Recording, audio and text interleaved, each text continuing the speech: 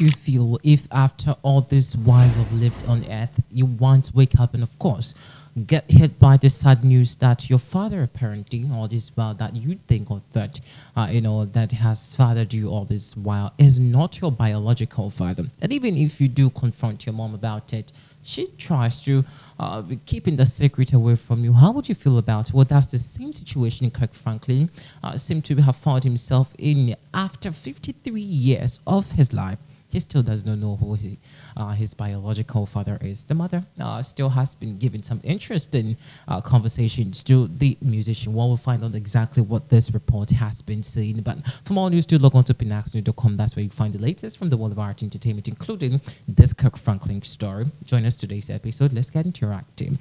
Now, apparently, Kirk Franklin has been living in a very interesting limbo, looking for, his father. Now, he just found out that who his real dad was, and his mother, is still lying, I should say, about it and insisting that not his father, even after two DNA tests, have shown that 99.99 times percent, match. Now, according to the singer, he went to a burial in the neighborhood where, he grew up. Then, one thing led to the other. And the man, just mentioned that, he dated Debbie Franklin, who happens to be Franklin's mom, briefly. Now, that's how the gossip apparently did start, spreading. And, the man widely accepted for a DNA test and brought his sample, for it to be done in, the particular house. Now, it showed 99.9%. Now, Franklin apparently did confront, his mom, who lied and cried and insisted for another test to be done. Now, a second test apparently was done and it showed, again, 99.9%, and she still said it's not true. Now, according to Kirk Franklin, a new documentary that he's posted or released, dubbed Father's Day.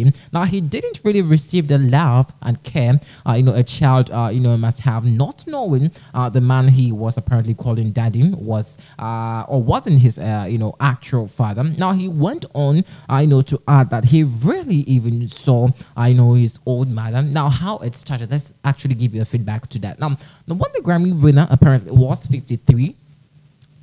He began working, on an LP, back in March. Now, he couldn't have predicted that the journey would be as transformative as it's been. Now, for the time in his career, he was documenting the process, of creating the personal album. And 1 month after recording the first song, he explained to the people, everything shifted and became something, I could never plan, for. That was an interview he had with, People magazine over them. Now, at the family member's funeral, a man named, Rick Herbeck apparently approached the family of Franklin's childhood, friend, and stated that he dated, the producer's biological mother, Deborah, as a teenager. Now, this apparently marked the beginning of the Hello Fear, artist discovering, who his biological father is. Now, it was really confirmed twice through paternity test, that Herbert is Franklin's father. Now, without wasting much time, let's really get you some video that Kirk Franklin apparently, in the documentary, a snippet of the documentary that he did post in, and we also have some brief, to share with you. So listen to exactly some emotional sentiments that Kirk Franklin has been sharing so far. He still is looking for paternity, the real identity of his father after 53 good years. Well, I don't know what to say. Just take a listen at this. Saved message. If you would like to talk to me about right there.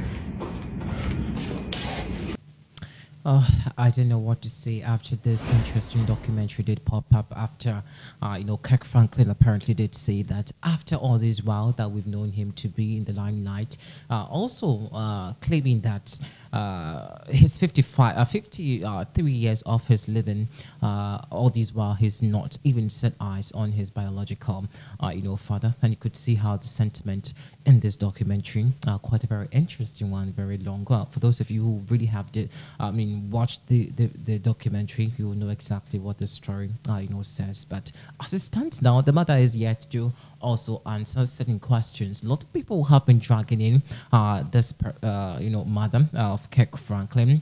Some even say that she apparently must be, jailed or something, or I should say, I don't know. It's a whole lot of conversation going on social media. But what really do you think that Kirk Franklin apparently should do as it stands now? Oh, of course, he's a known figure. He's accomplished a lot for himself, and so he should just forget about looking for who the real identity of his father is, and still move on with his gospel music. But a lot of people have also been expressing their thought in comments. Let's do check some interesting reaction we did capture on the internet, and of course let us know what you think about this also in the comment section. Take a look at this.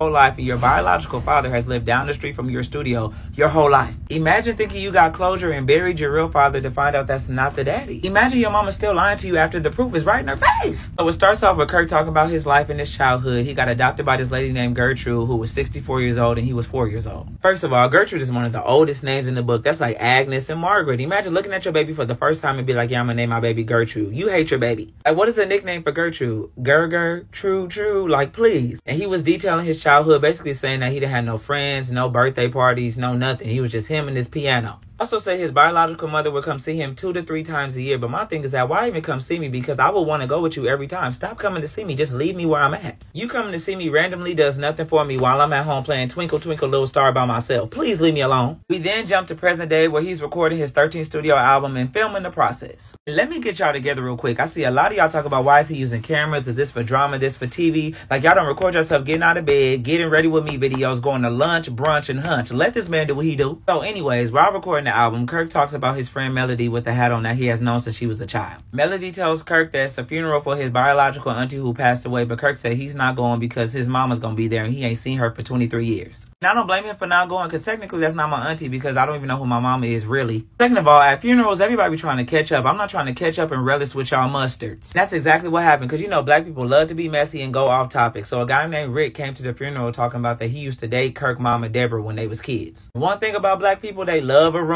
So they start talking about, oh, he got Kirk eyes, Maury. He got Kirk nose, Maury. Cheeks, Maury. The rumor is going around. So Kirk mama reach out like, hey, if you would like to talk to me about the rumor, oh, now you want to talk because your name is running through these streets and avenues and boulevards. The voicemail ends with, I would never lie to you. Liar, liar, pants on fire. Swiper, no swiping. My question, though, is how did the conversation with Rick even come up with him dating Deborah? Like, did he go up and say remarks and say that? Or how did they even come up? Because why would you just randomly come say that at a funeral? Rick then takes a DNA test, gives it to Melody, and tells her to give it to Kirk and tell him he can do whatever he wants with the DNA test. Kirk said that in his past, a lot of men have came up and said, oh, yeah, I'm your father, and it wasn't even that. But he said that this was just a real coincidence. It's too close to home, so let me do it myself. So he went and got one, too. The results come back, and it's a 99.9999999% probable paternity that is his father. This is crazy because Dwight Allen is supposed to be Kirk's father. Because of the mama lying, Kirk thought he already buried his father. He flew to Texas when he found out he had cancer and went to the funeral, got closure, all of that.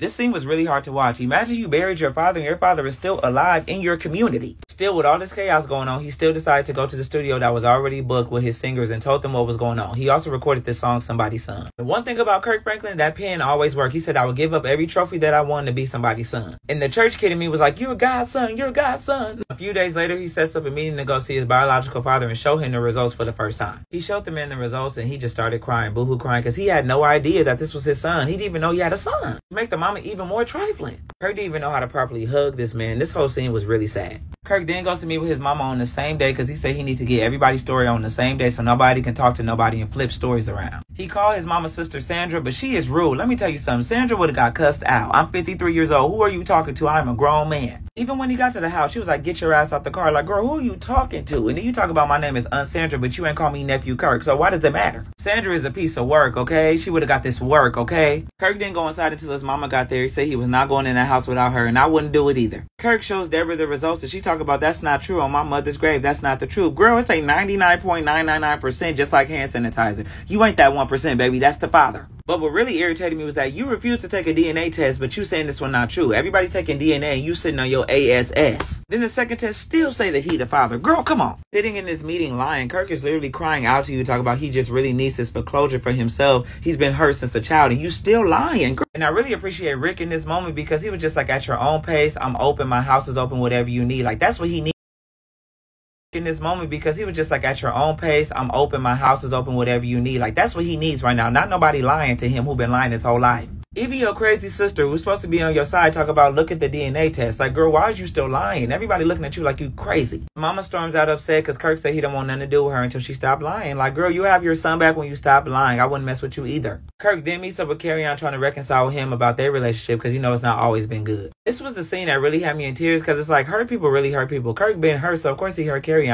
Kirk apologizing, Carrie understanding, them hugging because they both needed the hug. This was really good. Because if y'all noticed, Carrie came in there on BS. He was ready to turn up on Kirk. Like, what do you want to talk about? Like, we haven't talked in 2 years. Like, stop playing with me. So to see it turn the way that it did, because I thought this was going to go a whole different way, I was really happy. So the documentary ends with him working towards a better relationship with his dad, with Carrie and him still not talking to his lying mama. All I gotta say is you your daddy's son. I would have been at that funeral like, yeah, that's his daddy for sure. Lastly, my final thoughts is older people